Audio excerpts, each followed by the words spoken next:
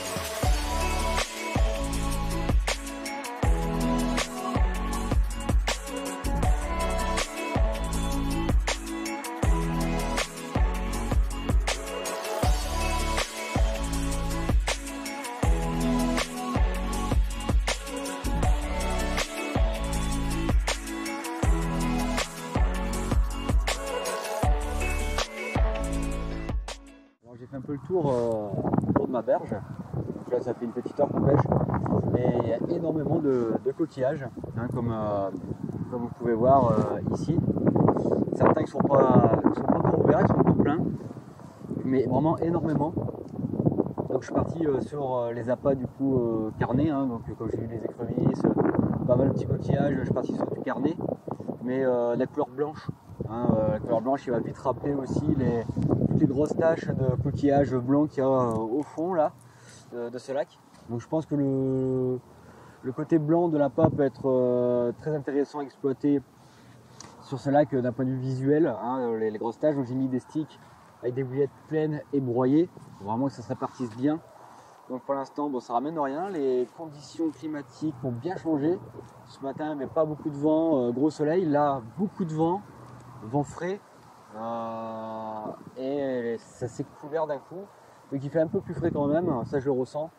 Est-ce que ça va changer pour la pêche? Est-ce que ça va débloquer quelque chose pour les heures à venir? En tout cas, ça je l'espère. Je l'espère vraiment. Donc voilà pour le choix des appâts.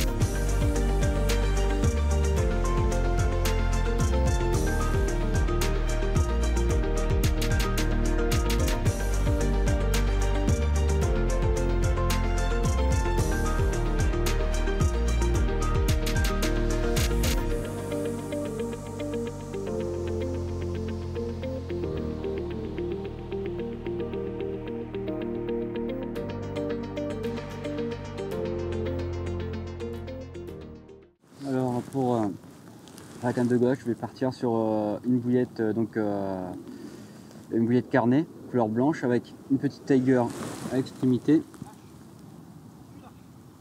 Voilà.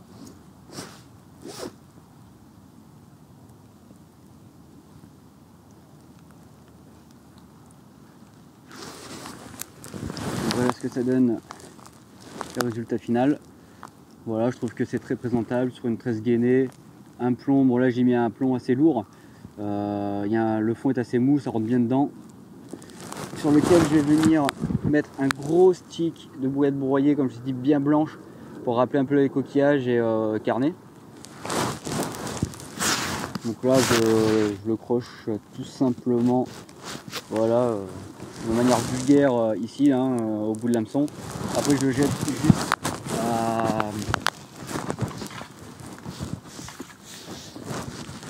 Je jette juste ça à quelques mètres de moi, donc pas la peine d'accrocher ça autrement.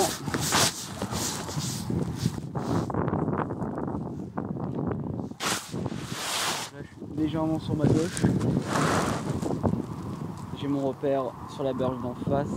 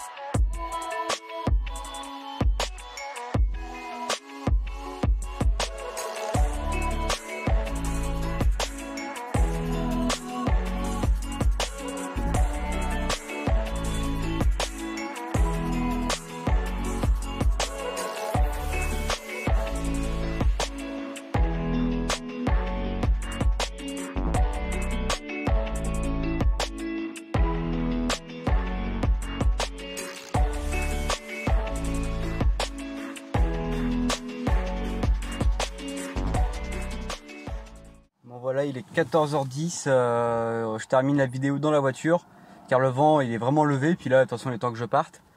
Donc voilà, la fin de la pêche, zéro poisson. Les collègues à côté, donc les carpistes qui étaient à côté de moi, 4 cannes à l'eau, zéro poisson également. Donc début de la saison automnale très compliqué.